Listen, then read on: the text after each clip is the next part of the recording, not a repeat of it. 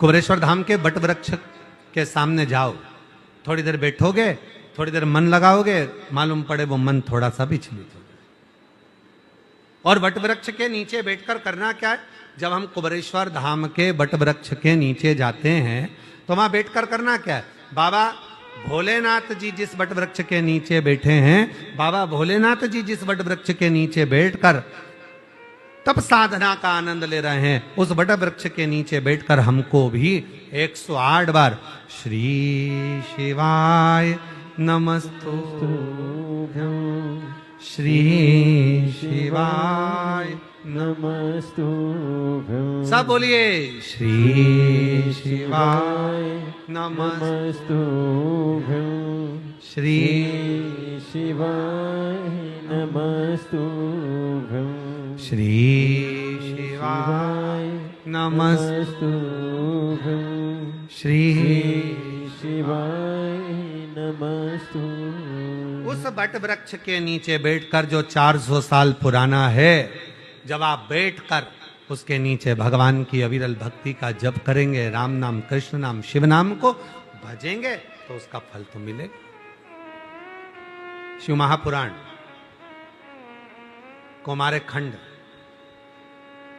और उसको भी पढ़ना, गीता प्रेस गोरखपुर के, गीता प्रेस गोरखपुर का शिव महापुराण लेकर आओ और कुमारे खंड को पढ़ो। साथ में स्कंद पुराण का अध्ययन करो, आपको मिलेगा।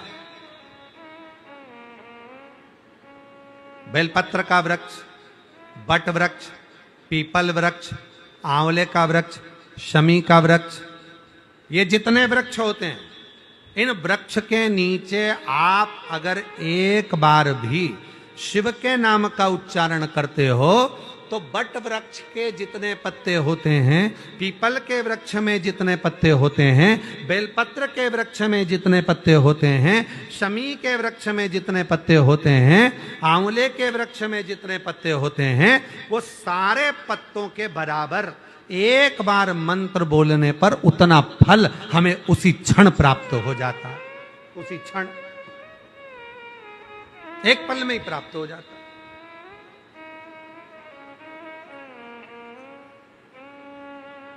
अब आप लोग पीपल के वृक्ष के नीचे बैठकर अगर भगवान का भजन कर रहे हो, बट वृक्ष के नीचे बैठकर भगवान का भजन कर रहे हो, राम नाम, कृष्ण नाम, शिव नाम जप रहे हो, या आंवले के वृक्ष के नीचे बैठकर भगवान का भजन कर रहे हो, या आप बेलपत्री के वृक्ष के नीचे बैठकर भगवान का भजन कर रहे हो, जितना आप बोल रहे हो, जितना बोल,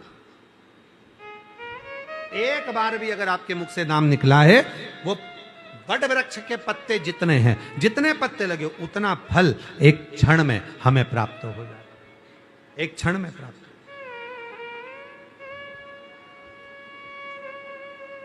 कितना सुंदर कहा है हमारे सनातन धर्म में, प्रतिदिन तुलसी के पौधे में जल डालना चाहिए, प्रतिदिन तुलसी के पौधे को सिंचित करना चाहिए।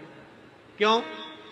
कहा, जब घर की स्त्री, घर की नारी, घर की मां, घर की बेटी जब तुलसी के पौधे में जल डालती है या बेलपत्र के पौधे में जल डालती है,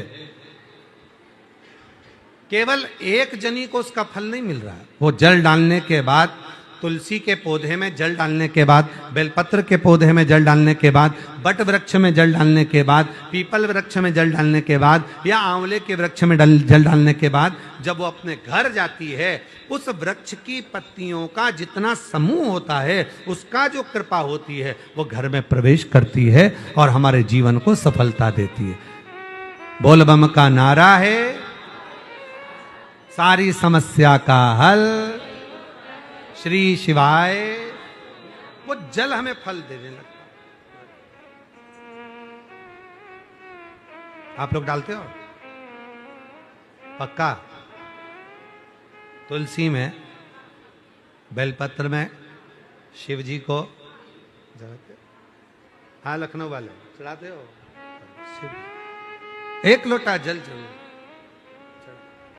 आप सबको मालूम है शिव जी का एक नाम है लकुलेश्वर महादेव। सभी लोग बोलो साथ में, लकुलेश्वर महादेव। शिव जी का एक नाम है लकुलेश्वर महादेव, जिसमें भगवान शंकर अपने हाथ में एक छड़ी रखे और एक हाथ में उनके ज्वाला है, अग्नि है।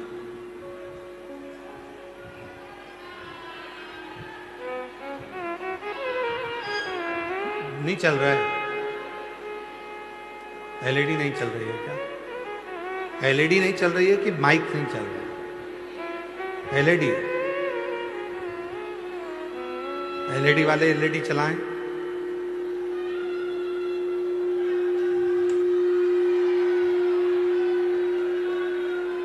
थोड़ा आवाज क्लियर करो, गूंज बहुत रहा है, आवाज ठीक नहीं आ रहा। शिव जी का नाम है एक लकुलेश महादेव, लकुलेश्वर महादेव।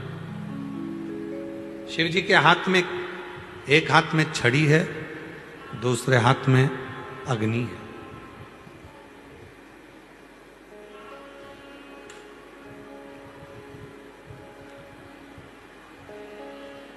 कूर्म पुराण के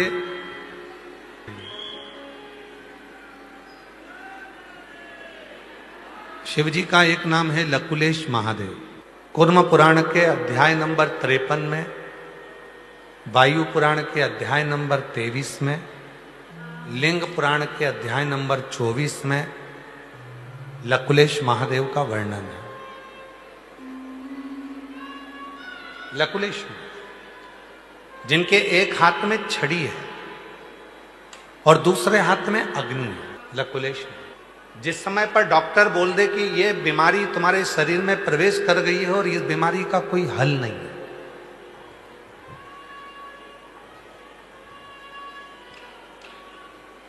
कई बच्चे ऐसे हैं, कई बुजुर्ग ऐसे हैं जिनके शरीर के पांव काम नहीं कर रहे हैं, हाथ काम नहीं कर रहे हैं, धीरे धीरे उनका शरीर शिथिल होते जा रहा है, शरीर की नाड़ियां काम करना बंद कर देती हैं या शरीर काम करना बंद कर देता है। उनके लिए लकुलेश्वर महादेव का स्मरण बहुत जरूरी है। एक हाथ में छड़ी है लकुलेश महादेव और एक हाथ में अग्नि है। थोड़ा सावधानी से सुनिएगा, बड़ा सुंदर प्रसंग।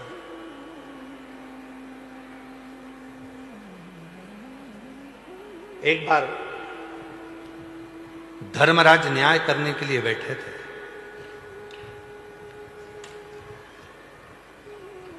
और धर्मराज न्याय करने पर जब बैठे थे, सारे देवताओं के जितने भी भक्त प्राण छोड़कर जा रहे थे उनके साथ निर्णय हो रहा था।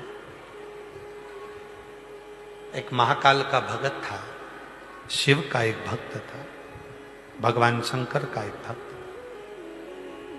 कुछ नहीं करता था, कुछ केवल एक काम करता था।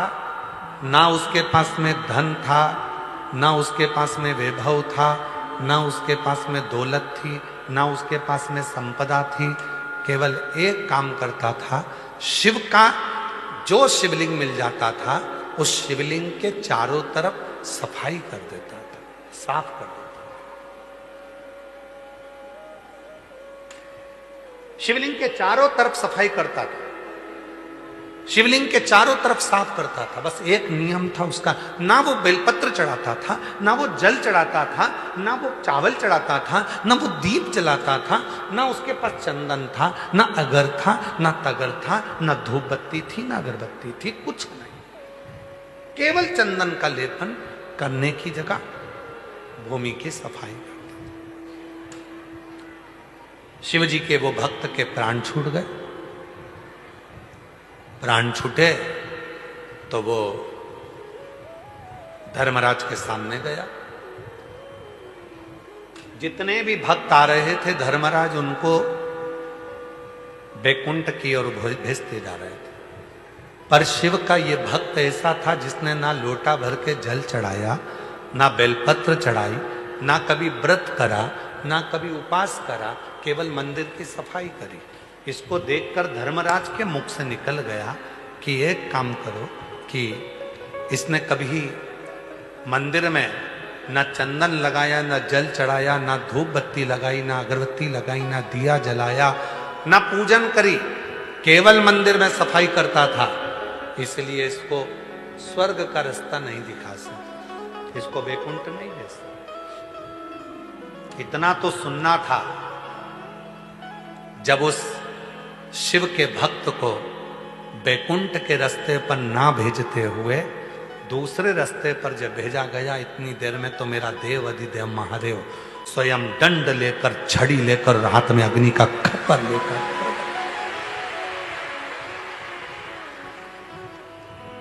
धर्मराज मेरे भक्त का निर्णय करने के लिए तुझे नहीं बिठाया। सुनो धर्मराज, सुनो धर्मराज, 33 कोटि देवताओं के जितने भक्त हैं उनका निर्णय तुम करोगे। दुनिया के सारे जीवों का निर्णय तुम करोगे, पर शंकर के मंदिर के दरवाजे के सामने से भी अगर कोई निकल कर चले जाए, उसका निर्णय केवल मैं करूंगा, कोई दूसरा।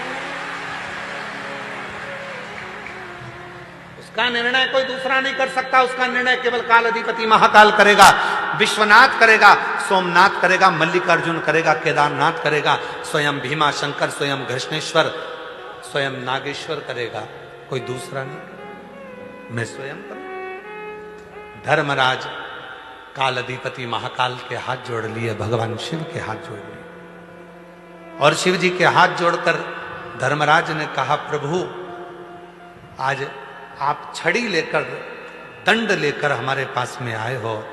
आज के बाद कोई शिव के मंदिर के सामने से अगर भूल से भी निकल कर चला जाएगा, उसको मैं कभी जिंदगी में नरक का रास्ता नहीं दिखाऊंगा, उसको वैकुंठ का ही मार्ग, उसको वैकुंठ का ही। शिव जी का नाम हो गया लकुलेश। फिर से बोलो एक बार, लकुलेश महादेव, लकुलेश्वर महादेव। कूर्म पुराण के अध्याय नंबर 53 में, वायु पुराण के अध्याय नंबर 23 में, लिंग पुराण के अध्याय नंबर 24 में लकुलेश्वर महादेव का वर्णन आता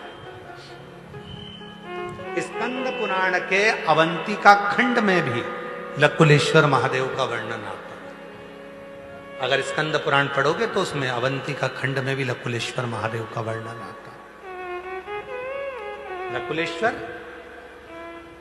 शिव जी का एक ऐसा नाम, जब शरीर की कोई नस, कोई नाड़ी चौक हो जाए, पाँव ना चले, हाथ ना चले, शरीर शिथिल हो जाए, डॉक्टर कह दें कि इस बीमारी का कोई हल नहीं है, तब आखिरी में लकुलेश्वर महादेव का स्मरण करा जाता है। लकुलेश्वर 7 दुर्वा ली जाती है, 7 दुर्वा, छोटी छोटी 7 दुर्वा ली जाती है, और